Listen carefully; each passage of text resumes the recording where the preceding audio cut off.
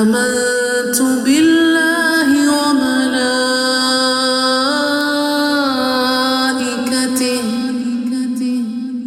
وكتبه ورسله واليوم الآخر والقدر خيره وشره من الله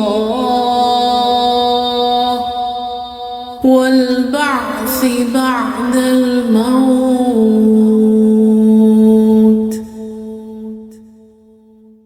آمنت بالله وملائكته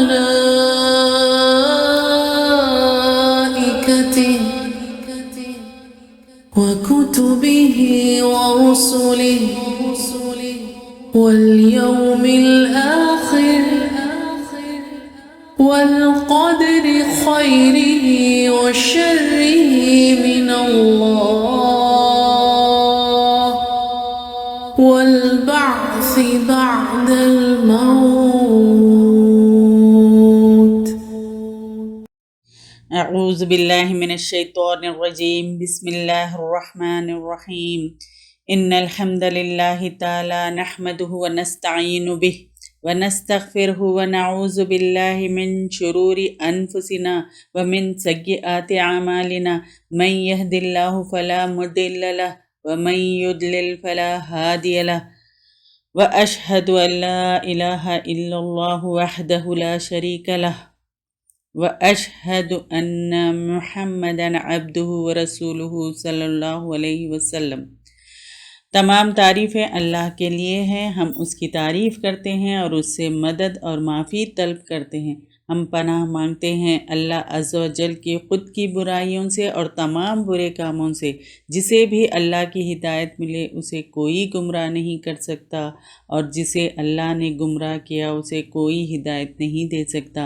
ہم گواہی دیتے ہیں کہ عبادت کا حقدار صرف اللہ ہے اور اس کا کوئی شریک نہیں، اور گواہی دیتے ہیں کہ محمد صلی اللہ علیہ وسلم اللہ تعالیٰ کے بندے اور رسول ہیں، اور اللہ اپنی سلامتی بھیجے اپنے آخری نبی پر اور ان کے اہل و عیال پر اور ان کے صحابہ پر۔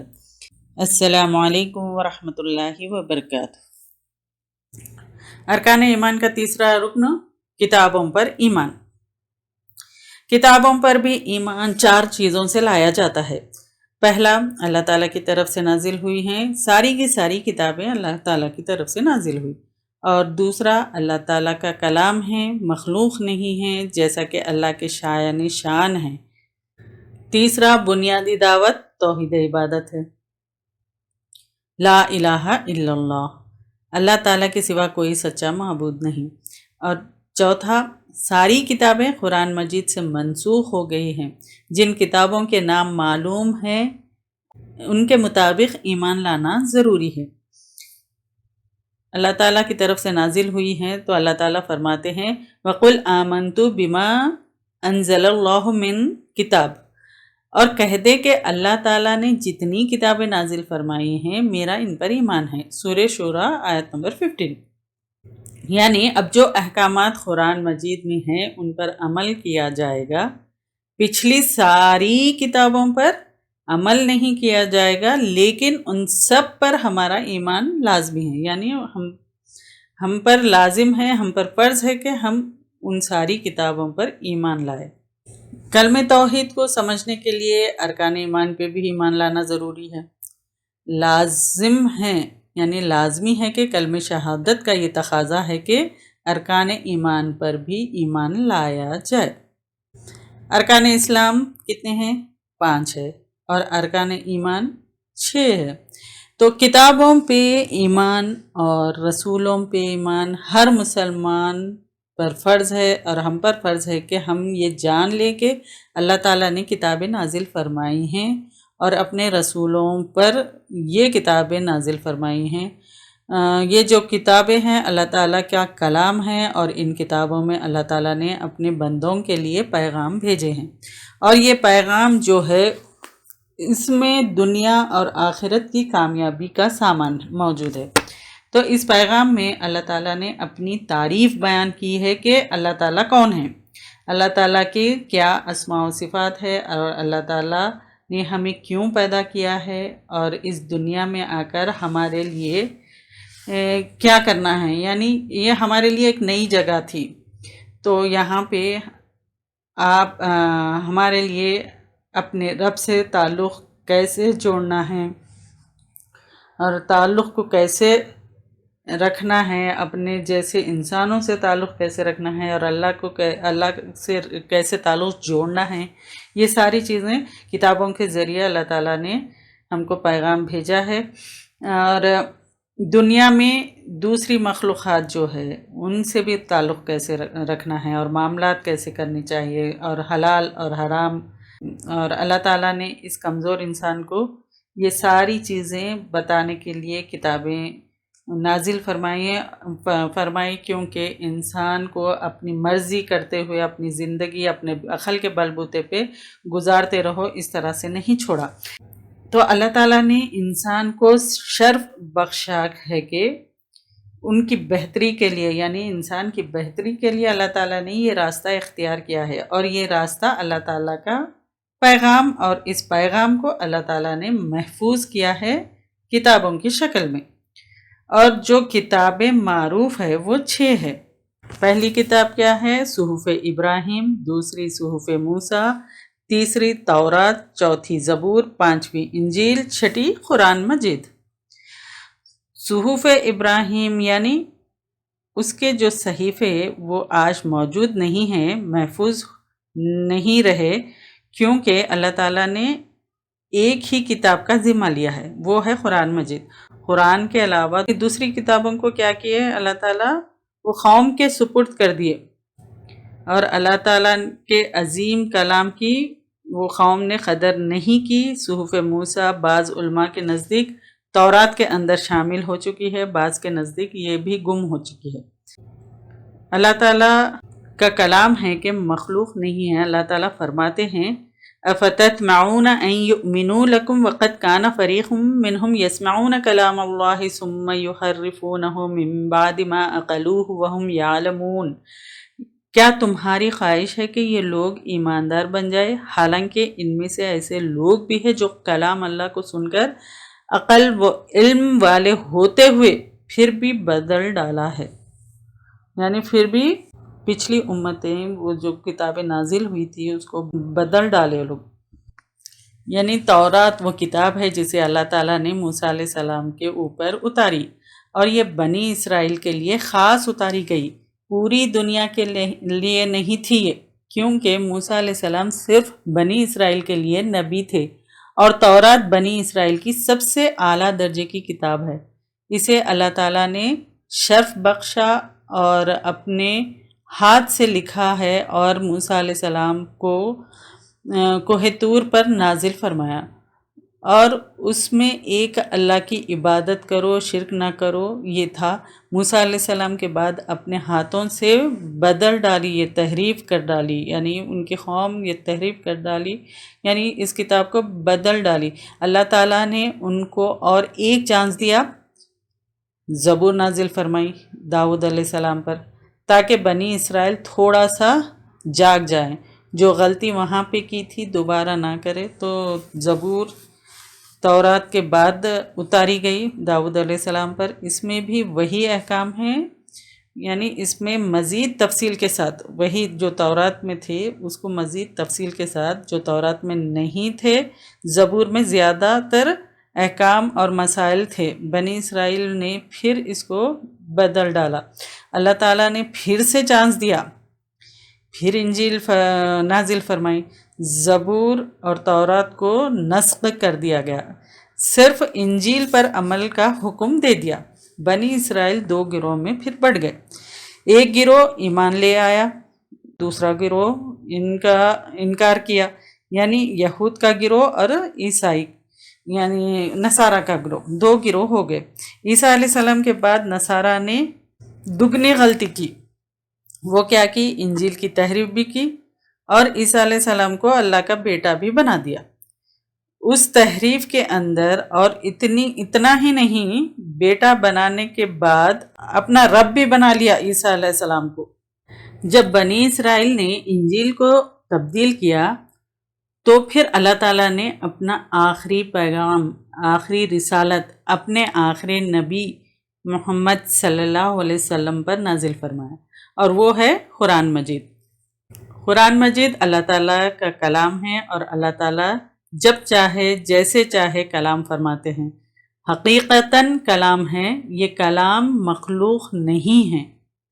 سورہ بقرہ کی آیت سے یہ معلوم ہوا کہ کیا تمہاری خواہش ہے کہ یہ لوگ ایماندار بن جائے، حالانکہ ان میں سے ایسے لوگ بھی ہیں جو کلام اللہ کو سن کر عقل و علم والے ہوتے ہوئے بھی بدل ڈالے۔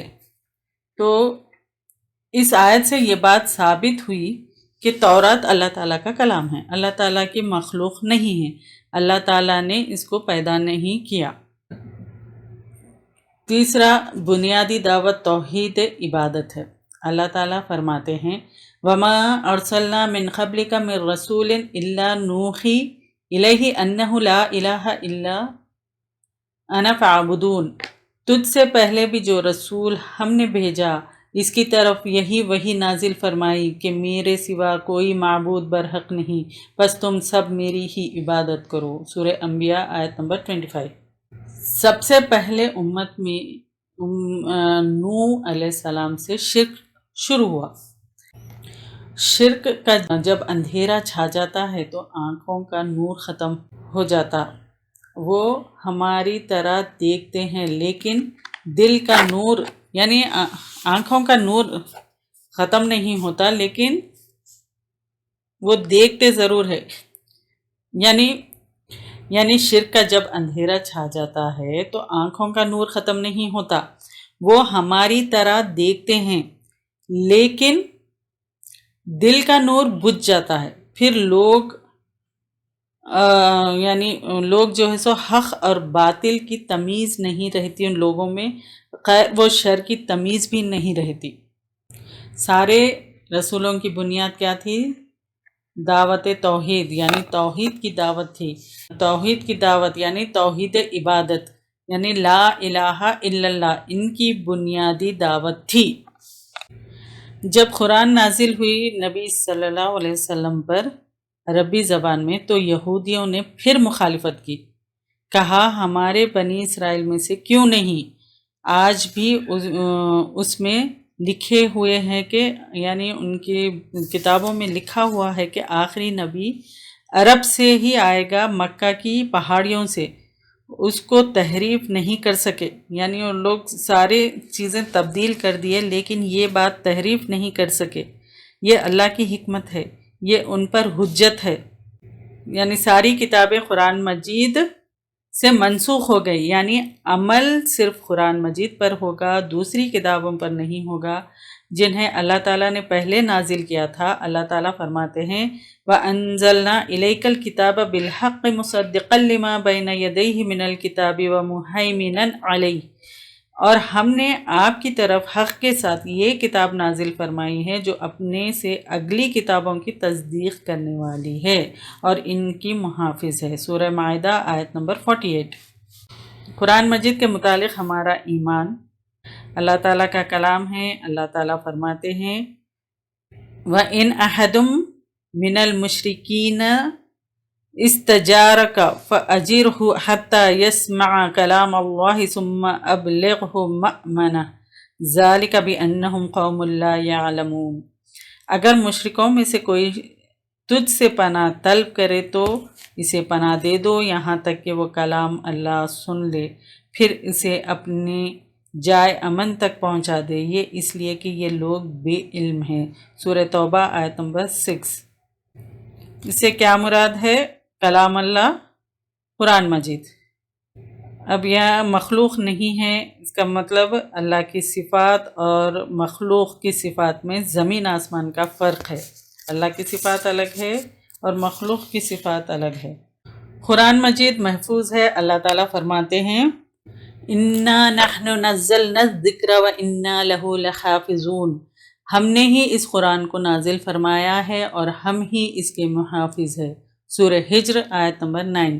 قرآن کی حفاظت سے پورا دین محفوظ ہے اور حدیث بھی محفوظ ہے۔ ذکر سے مراد وحی ہے اور وحی دو قسم کی ہے، ایک ہے قرآن مجید اور دوسری صحیح حدیث، یہ دونوں محفوظ ہے، اور قرآن مجید میں ہر چیز کا بیان ہے۔ قرآن مجید ضابطۂ حیات ہے، اسی میں دنیا اور آخرت کی نجات ہے، یعنی اس کا نجات کا راستہ ہے، اور اللہ تعالیٰ فرماتے ہیں وَنَزَّلْنَا عَلَيْكَ الْكِتَابَ تِبْيَانًا لِكُلِّ شَيْءٍ وَهُدًى وَرَحْمَةً وَبُشْرَى لِلْمُسْلِمِينَ، اور ہم نے تجھ پر یہ کتاب نازل فرمائی ہے جس میں ہر چیز کا شافی بیان ہے، اور ہدایت اور رحمت ہے، خوشخبری ہے مسلمانوں کے لیے۔ سورہ نحل آیت نمبر 89۔ اور قرآن مجید آخری کتاب ہے۔ اللہ تعالیٰ فرماتے ہیں نزل علیک الکتاب بالحق مصدقا لما بین یدیہ وانزل التوراۃ والانجیل من قبل ھدی للناس وانزل الفرقان، جس نے آپ پر حق کے ساتھ اس کتاب کو نازل فرمایا جو اپنے سے پہلے تصدیق کرنے والی ہے، اسی نے اس سے پہلے تورات اور انجیل کو اتارا تھا، اس سے پہلے لوگوں کو ہدایت کرنے والی بنا کر، اور قرآن بھی اسی نے اتارا ہے۔ سورہ آل عمران آیت نمبر 3 اور 4۔ قرآن سے پہلے جو بھی اللہ تعالیٰ نے نازل کی تھی وہ سب منسوخ ہو گئی ہے۔ جب قیامت قائم ہوگی اللہ تعالیٰ اس کلام کو اٹھا لے گا، نہ لوگوں کے سینوں میں ہوگا، یہ تب ہوگا لوگ قرآن پر عمل کرنے والا کوئی بھی نہ ہوگا، یعنی جب کوئی بھی قرآن پر عمل کرنے والا نہیں ہوگا تب اللہ تعالیٰ کلام کو اٹھا لے گا۔ سب سے بڑی غلطی قرآن مجید کو چھوڑ دینا ہے، پڑھنا نہیں ہے۔ قرآن مجید یہ دلوں کا نور ہے، یہ دلوں کے اندر جو گندگی ہے دلوں کو صاف کرنے کے لیے ہے۔ یہ قرآن مجید اللہ تعالیٰ نے نازل فرمایا ہے، دلوں کی جان ہے یہ قرآن، اس انسان کی زندگی ہے۔ یعنی کافر نے تو جھٹلا دیا، تو مسلمانوں کو کیا ہو گیا؟ مسلمان ہم ہیں تو ہم قرآن کو کیوں چھوڑے ہوئے ہیں؟ 24 گھنٹے میں ایک پیج پڑھنے ٹائم نہیں ہے ہمارے پاس، یعنی ایک پیج کتنا ٹائم لگتا؟ 3 سے 4 منٹ، 5 منٹ لے لیجئے، 5 منٹ نہیں ہے۔ اگر مشکل سے بھی اگر کوئی پڑھنے والا ہو تو 10 منٹ لے لے، پڑھنے نہیں آتا، اٹک اٹک کر پڑھتا ہے۔ اور آج کل تو کئی فیسلٹیز ہے، یہ اللہ کی طرف سے نعمت ہے، ہم کیوں نہیں پڑھتے؟ قرآن کو کیوں چھوڑ دیے؟ 24 گھنٹے جو ہم کو ملتے، کیا ہم اس میں اتنا ٹائم، اتنا وقت نہیں نکال سکتے؟ ہم خالی ہاتھ ہو جائیں گے۔ یاد رکھیے پیٹ کے لیے کتنا کیا کیا نہیں سیکھتے، جب کمانے کے لیے، پیسہ کمانے کے لیے ہم کئی علم حاصل کرتے، کئی علوم حاصل کرتے، اور یہاں سے وہاں تک کئی جگہ دور دور جا کر، اور کئی پیسے اس میں یعنی ایڈمیشن کے لیے اتنی رقم دے کر، اتنی فیس دے کر ہم حاصل کرتے ہیں، اور وہ صرف دنیا کے لیے، ہمارے ہاتھ میں پھر خالی ہاتھ ہو جائیں گے ہم۔ تو عمل میں سب سے بھاری جو ہے وہ قرآن مجید ہے۔ پڑھنے کے لیے وقت نہیں ہے، سمجھنا تو دور کی بات ہے، پڑھنے کے لیے وقت نہیں ہے آج کل، سمجھنا تو بہت دور کی بات ہے۔ پیٹ کے لیے کیسا محنت کرتے؟ اللہ تعالیٰ کے کلام سے آپ کو کس چیز نے روکا؟ یعنی ہم کو اللہ تعالیٰ کے کلام سے کیا روکا؟ وہ کرتے ہیں، کیوں ہم پڑھنے کے لیے وقت کیوں نہیں دیتے؟ اب دیکھیے اگر ہم کو کمانا ہے تو کسی بھی طریقے سے کماتے ہیں، ہم کچھ دنیاوی جو کام ہوتے ہیں اس کو نپٹانے کے لیے ہم دن رات محنت کرتے، اور مرد حضرات اوور ٹائم کے لیے دن رات ایک کر دیتے ہیں، اور پھر اتنا وقت اس میں گزارتے ہیں کمانے کے ہوڑ میں، دن دیکھتے ہیں نہ رات دیکھتے ہیں اوور ٹائم کے چکر میں۔ پھر اللہ کے لیے، اللہ کو راضی کرنے کے لیے، جبکہ اللہ تعالیٰ ہم کو کس طرح سے زندگی گزارنا ہے وہ ساری چیزیں بتائے، تو اس کو سمجھنے کے لیے ہمارے پاس وقت نہیں ہے۔ حدیث قدسی ہے، یعنی آپ صلی اللہ علیہ وسلم اللہ تعالیٰ کے حدیث کو خود اپنی زبان میں بیان کرتے ہیں۔ نبی کریم صلی اللہ علیہ وسلم فرماتے ہیں اے آدم کی اولاد، میرے لیے وقت نکالو، عبادت کے لیے وقت نکالو، میں تمہارے دلوں کو امیری سے بھر دوں گا۔ تمہاری غربت کو مٹا دوں گا، اگر ویسا نہیں کرتے تو تمہارے دونوں ہاتھوں کو عمل سے بھر دوں گا، یعنی ایسا تم کرتے ہو تو تمہاری دل کی جو غربت ہے اس کو مٹا دوں گا، یعنی امیر بنا دوں گا، اگر ویسا نہیں کرتے تو تمہارے دونوں ہاتھوں کو عمل سے بھر دوں گا، یعنی زندگی بھر تم کام کرتے رہو گے، اسی طرح دنیا کے پیچھے رہو گے، اور تیرے دل سے یعنی دل کے اندر غربت کو گاڑ دوں گا، یعنی غربت بھر دے گا اللہ تعالیٰ، اور کام کے پیچھے اسی میں رہے گا، برکت ختم ہو جائے گی، 1000 کمانے کی چکر میں پھر 1000، پھر 2000، 10,000، 1,00,000، پھر 1,00,000 کب ہوگا، پھر کروڑوں، اسی طرح وہ جاتے جائے گا، یعنی کمانے کی چکر میں اس طرح پڑے گا، کیونکہ اس کے دل میں غربت کو اللہ تعالیٰ گاڑ دیتا تو وہ اسی میں ہو کر رہ جاتا۔ تو اللہ کے لیے اگر وقت نہیں ہے تو اللہ تعالیٰ اس کے غربت ڈال دے گا اور برکت ختم ہو جائے گی، اور وہ کروڑوں کے پیچھے جائے گا، پھر ایسی کمانے کے پیچھے اسی طرح جاتے رہے گا، اور اس کا دل کبھی نہیں بھرے گا، وہ ہمیشہ حرص میں لگا رہے گا۔ تو اللہ کی طرف سے پھر یہ کیا ہے؟ عذاب ہے، اس لیے اللہ تعالیٰ کے لیے وقت نکالو۔ یہ پہلی غلطی کرتے ہیں کہ ہم قرآن کو چھوڑ دیتے ہیں اور اللہ کے لیے وقت نہیں نکالتے۔ اور دوسری غلطی کیا کرتے ہیں؟ قرآن مجید کو پڑھ لیتے ہیں لیکن سمجھتے نہیں۔ کتنے ایسے حفظ بھی کیے ہوئے ہیں، کئی ایسے حافظ بھی ہیں، قرآن کو سمجھتے نہیں، اور کئی حافظ ہے تو لوگوں کو یہ وہ ہوتا کہ ارے یہ حافظ ہے مگر جھوٹ بھی بولتے، یہ حافظ ہے، یہ نماز نہیں پڑھتے، پھر نمازوں کو چھوڑ دیتے ہیں، پھر آرام سے رہتے، پھر حافظ ہے یہ۔ تو کیونکہ اور اس کے اندر کیا ہے قرآن کے وہ نہیں جانتے، کیونکہ ان قرآن کو سمجھتے نہیں، تو خالی بائی ہارٹ کر لیتے ہیں۔ ویسا نہیں کرنا ہے، حفظ بھی کرنا ہے تو اس قرآن کو سمجھنا ہے اور اس پہ عمل بھی کرنا ہے۔ صرف تلاوت کے سوا دوسرا ان کو کوئی نہیں آتا، کیوں کچھ آیت نہیں سمجھ سکتے، قرآن کی تلاوت تو کر لیتے ہیں لیکن قرآن کو سمجھتے نہیں۔ تو یہ دوسری غلطی ہے کہ یاد رکھیے قرآن پڑھنا ہے سمجھ کے۔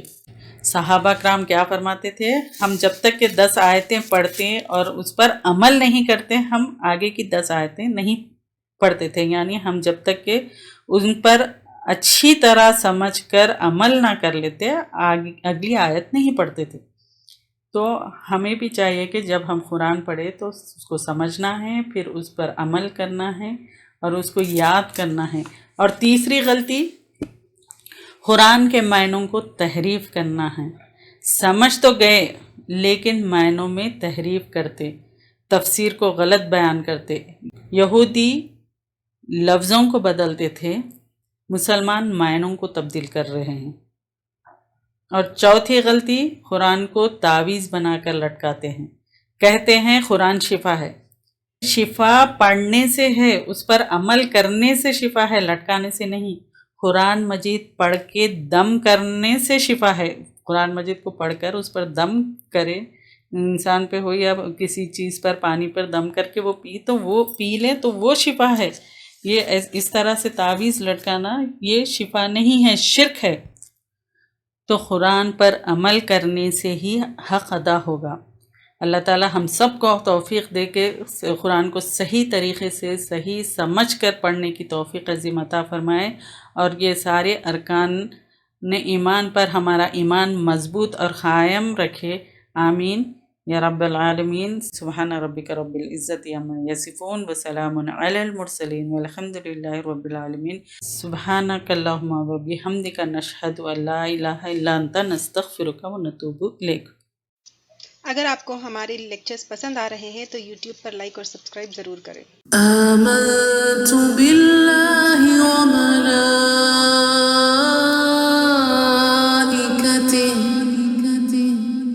وكتبه ورسله واليوم الآخر والقدر خيره وشره من الله والبعث بعد الموت